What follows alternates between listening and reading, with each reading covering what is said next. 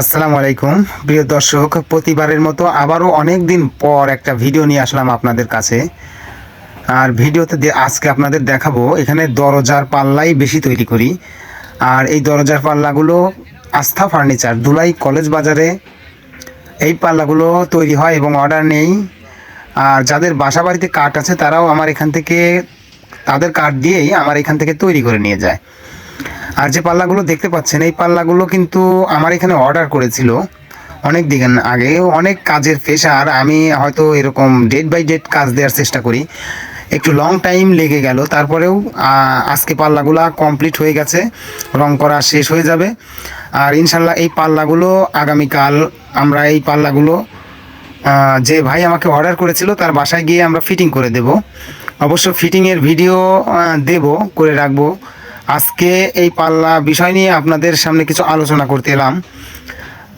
এখানে মেহগনি কাঠের প্রচলন বেশি আমাদের এইখানে। আর এই সব কাঠগুলো মেহগনি কাঠ দিয়েই হচ্ছে, দরজা, খাট, ওয়ার্ড্রোব, ক্যাবিনেট, ড্রেসিং টেবিল, সব ফার্নিচার মেহগনি কাঠ দিয়েই আমাদের এখানে হয়। আর মেহগনি কাঠ ভালো এবং মন্দ দুইটাই আছে। ভালোটা দিয়ে বানালে একটু খরচ বেশি যায় সারি কাঠ দিয়ে। আর এখানে আমাদের প্রযুক্তি, নিজস্ব প্রযুক্তি, সবগুলোই আমরা নিজস্ব মেশিন দ্বারাই নকশাগুলো করি। আমাদের নকশা মেশিনের কাজ করার জন্য আলাদা লোক রাখা আছে। দেখতে পাচ্ছেন এখানে একটা খাটের ডিজাইন কাটা হচ্ছে, খাটটা লাভ খাট ডিজাইন। আর এই খাটটা কিন্তু বাইরে থেকে আসছে। আর এখানে একটা মেশিন দেখতে পাচ্ছেন, এখানে আমরা কাঠ সাইডের যারা সম্পূর্ণ সারি কাঠ নিতে চায় তাদের জন্য এই মেশিন দিয়ে গরম অংশ কেটে ফেলি। আর এটা দেখতে পাচ্ছেন এই যে রোদের উপরে অনেক কাঠ রোদে শুকানো হচ্ছে। আমাদের কেমিক্যাল ট্রিটমেন্ট নেই, তবে অনেক ভালোই হয় রোদে শুকানো। কেমিক্যাল ট্রিটমেন্ট আমরা এখনও ইউজ করি নাই। আর এখানে পাল্লার কাজ চলতেছে, দেখতে পাচ্ছেন এখানে মেহগনি কাঠের পাল্লাই হচ্ছে। আর এখানে বিশেষ করে পাল্লাগুলো আমি বেশি বানাই। আর এটা পাবনা জেলার দুলাই কলেজ বাজার, আস্থা ফার্নিচার। এই যে একটা মেশিন দেখতে পাচ্ছেন, এটা কিন্তু জয়েন্টার মেশিন। আর এই মেশিন দিয়ে আমরা কাঠগুলো দ্রুত সোজা করতে পারি, জয়েন্ট দিতে পারি দ্রুত।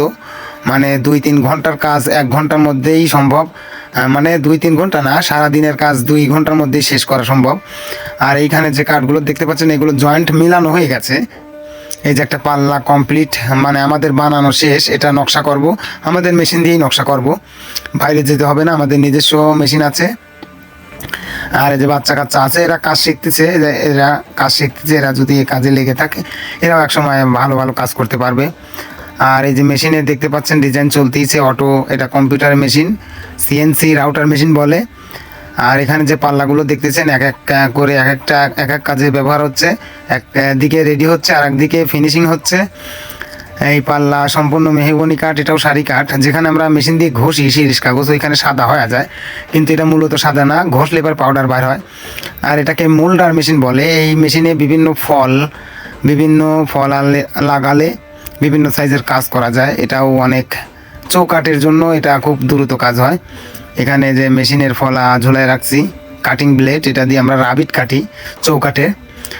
আর এইখানে কাঠের ভুসিগুলা সব এক জায়গায় গাদি হচ্ছে, এটাও কিন্তু বিক্রি করা যায়। এটা আমরা বিক্রি করি এক বস্তা 120 টাকা, 130 টাকা, কাউকে 40 টাকাও বিক্রি করি, 150 টাকা এরকম বিক্রি করি। মাসাল্লাহ মাসে 2000 টাকার মতো বিক্রি করা যায়। আর এই যে একটা খাট, এটা সম্পূর্ণ মেহগনি কাঠের উপরেই তৈরি করা। এটা একটা অত্যাধুনিক খাট। এই খাটটাও আমরা অনেক দিন ধরেই কাজ করতেছি। আর এই পাশের যে ঘর, এই ঘরটা শুধু আমরা কাজের জন্য রেখেছি, এখানে কাজ করি শুধু, এখানে শুধু কাজই করা হয়, ময়লা। আর পাশের ঘরটায় আমরা মাল রাখি, এই কাজগুলো করি আমরা। এই ঘরে কাজ করলে পারে সম্পূর্ণ কাজের জন্যই রাখা হয়েছে। আর এখানে যে কচি মারতেছে, আমরা কাঠেরই কচি, আমরা বাঁশ দিয়ে কচি বানাই না, কাঠের মধ্যে কাঠের কচিটা দিলে কালার করার সময় ম্যাচিংটা হয় ভালো। মানুষ বাঁশের কচিও দেয়, আমরা বাঁশের কচি দিই না, কাঠের কচি। আর এই যে আঠা দেখতে পাচ্ছেন, এই আঠা দিয়ে কিন্তু আমরা দরজা, খাট, ওয়ার্ড্রোব, ড্রেসিং টেবিল, এইসব ফার্নিচারে এই আঠা আমরা ব্যবহার করি। ফেভিকল 1 নম্বর আঠা, এটা 2 নম্বর আছে, আমরা কিন্তু 1 নম্বরটাই ব্যবহার করি। তারপরেও জয়েন্ট ছুটে যায় কাঠ। আর 2 নম্বরটা দিলে তো আরও সমস্যা, তখন আমাদের কাজের মান কমে যাবে, মানুষ আরও রাগ করবে। যাই হোক, এখানে কম্পিউটারের মেশিনের সিএনসি নিজস্ব মেশিনেই কাজ চলতেছে। আর এই যে আমার দোকান দুলাই বাজারে আসলেই ধুলাই কলেজ বাজার। আপনারা দেখেন এই যে গ্রিন আইডিয়াল কিন্ডারগার্টেন, এই যে এর বিপরীতে আমার দোকানটা। আর একটু সহজ করার জন্য আমি যদি দেখাই আপনাদের, এই যে স্ক্রিনে আমি জুম করে দেখাচ্ছি, ওই যে মাদ্রাসার গেট থেকে একটু এই পাশে আমার দোকান, এই জায়গায় আমার দোকান। আপনারা যদি কেউ আসতে চান এলাকা থেকে, যদি কেউ ভিডিও দেখেন যে দরজা বানাবো, অবশ্যই এসে দেখে যেতে পারেন। আর বাইরে থেকে যারা নিতে চাচ্ছেন তারা অবশ্যই হোয়াটসঅ্যাপে নক দিবেন, স্ক্রিনে দেওয়া নম্বরে হোয়াটসঅ্যাপ দেওয়া থাকে, এখানে আপনারা কথা বলতে পারবেন। আর এই মেশিন দিয়ে যে খাটের ঘাড়ই কাটা হচ্ছে, মানে এটা জালি কেটে বের করে দেওয়া হবে। শেষমেশ অনেকদিন পর একটা ভিডিও আনলাম তো, আর কাজের প্রচুর চাপ। আগে প্রতিদিন ভিডিও করতাম এবং ভিডিও দিতাম, এখন দিতে পারি না, প্রচুর কাজের চাপ। কিন্তু ভিডিও তো দিতে হবে, আমি কি কাজ করছি সেটাও আপনাদের দেখাতে হবে না? এর জন্য ভিডিওটা করা, তারপরে আবারও ভিডিও আনবো। এখন ভাবতেছি মাঝে মধ্যে একটা না একটা ভিডিও আপনাদেরকে উপহার দিতে হবে, কারণ ভিডিও না দিলে ফেসবুক পেজ হোক আর ইউটিউব চ্যানেল হোক, যেটাই হোক, নিয়মিত ভিডিও না দিলে সেই চ্যানেলটা কিন্তু গ্রো করে না, অনেক দিন থেমে থাকে। এখানে আমার নাম্বার লিখে রাখছি, আপনাদের স্ক্রিনে দেখাচ্ছি, এই যে 01786776061, এই নম্বরেও আপনারা কথা বলতে পারবেন আমার সাথে সরাসরি। আর মেশিনের কাজের ভিডিও যদি আপনাদের দেখাই, দেখেন এটা অটো মেশিন, এটাকে যেভাবে সাজিয়ে ডিজাইন করা হয়েছে সেইভাবেই ও কাটতেছে।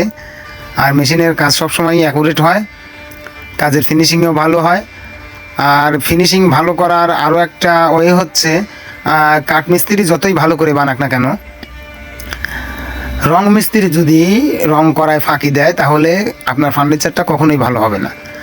অবশ্যই কাঠমিস্ত্রির সাথে রং মিস্ত্রিটাও আপনার কাজের কোয়ালিটি ভালো করতে হবে, তখনই আপনার কাজের সম্পূর্ণ মান ভালো থাকবে।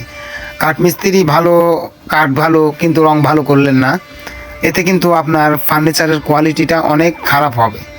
অবশ্যই মাথায় রাখবেন, রঙের কোয়ালিটিটা মানে ঘষা, শিরিষ কাগজ দিয়ে নকশার চিপায় চাপায় সুন্দর করে লং টাইম ভরে যদি ঘষা যায়, তাহলে আপনার ফার্নিচারের রঙটা এবং গ্লেজটা অনেক সুন্দর হবে। আস্থা ফার্নিচারের পক্ষ থেকে আজকে এ পর্যন্তই দেখালাম। ধন্যবাদ, সবাই ভালো থাকবেন, সুস্থ থাকবেন। আসসালামু আলাইকুম।